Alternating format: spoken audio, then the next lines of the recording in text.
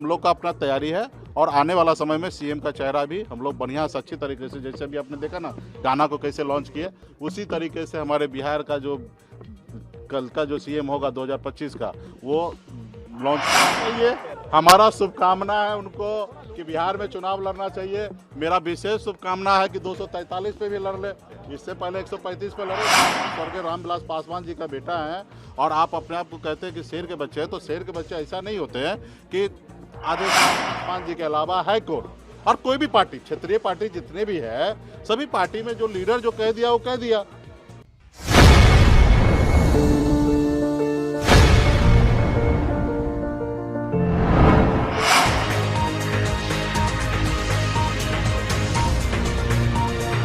देखिए, महागठबंधन के प्लेटफॉर्म पे ये बात तो सही है कि अभी कोऑर्डिनेशन कमेटी का जो अध्यक्ष बने हैं तेजस्वी जी, और निश्चित तौर पे ये कांग्रेस पार्टी का स्टैंड है।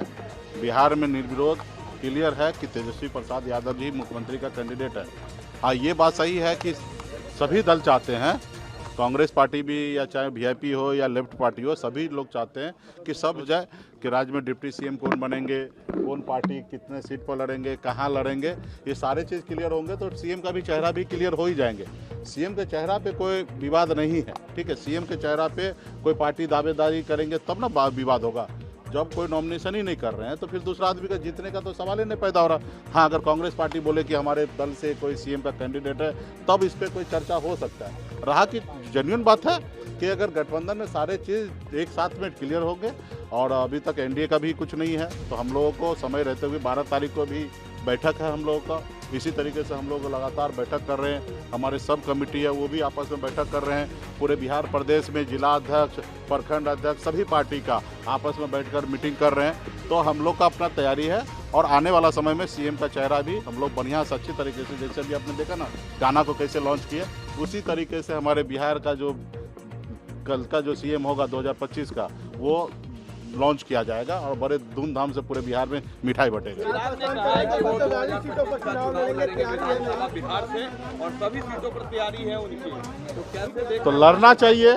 हमारा शुभकामना है उनको कि बिहार में चुनाव लड़ना चाहिए। मेरा विशेष शुभकामना है कि 243 पे भी लड़ ले, इससे पहले 135 पे लड़े थे। ये हिम्मत नहीं है कि 243 में लड़ लेंगे, जबकि लड़ाई में, जंग में सब जायज है। जब आपने उस समय में एनडीए को हराने के लिए मैदान में उतरा, तो बताइए एक आदमी से आप क्यों लड़े, नीतीश कुमार जी से? उस समय ही आप अपनी ताकत दिखाते। आप स्वर्गीय रामविलास पासवान जी का बेटा हैं और आप अपने आप को कहते हैं कि शेर के बच्चे हैं, तो शेर के बच्चे ऐसा नहीं होते हैं कि आधे सीट पर लड़ते। उस समय आप डर गए, तो अभी क्या लड़िएगा? जब तक मोदी जी 29 तक देश में सरकार में रहेंगे, तब तक चिराग पासवान जी उनके पीछे पीछे चलेंगे। वो ताकत नहीं है। नहीं तो लड़े ना, मना किसने किया है? देखिए, वो गोल गोल घुमा रहे हैं। वो अपनी पार्टी के सब टिकट वो खुद निर्णय लेते हैं किनको लड़ाना, किनको देना, किसको नहीं देना। अब वो बोल रहे हैं कि पार्टी समीक्षा करेंगे, पार्टी कहेंगे, तो पार्टी में है कौन? चिराग पासवान जी के अलावा है कौन? और कोई भी पार्टी, क्षेत्रीय पार्टी जितने भी है, सभी पार्टी में जो लीडर जो कह दिया वो कह दिया। नेशनल पार्टी में एक बार बात हो सकता है, नेशनल पार्टी में भी क्लियर है। मोदी जी, अमित शाह जो कह देंगे वो होगा। कांग्रेस पार्टी में राहुल गांधी जो बोलेंगे वही होगा। वीआईपी पार्टी में मुकेश सहनी जो बोलेंगे वही होगा। आरजेडी में जो तेजस्वी जी कहेंगे वही होगा। तो भाई, चिराग पासवान जी की भी पार्टी में, एलजेपी में चिराग पासवान जी जो कहेंगे वही होगा। उसके अलावा 1% भी कुछ नहीं होगा। तो अपने नेता के ऊपर क्यों डाल रहे हैं? घुमा क्यों रहे बिहार के जनता को? सीधा बोलिए ना कि हम चुनाव लड़ेंगे और इस जगह से लड़ेंगे, और दिल्ली का कुर्सी छोड़कर आइए लड़िए और 243 जगह लड़िएगा। तो हमारा विशेष शुभकामना आपको। देखिए, हमारी लड़ाई आरक्षण का है। निश्चित तौर पर वो आरक्षण देंगे तो हम प्राण भी देने के लिए तैयार रहेंगे।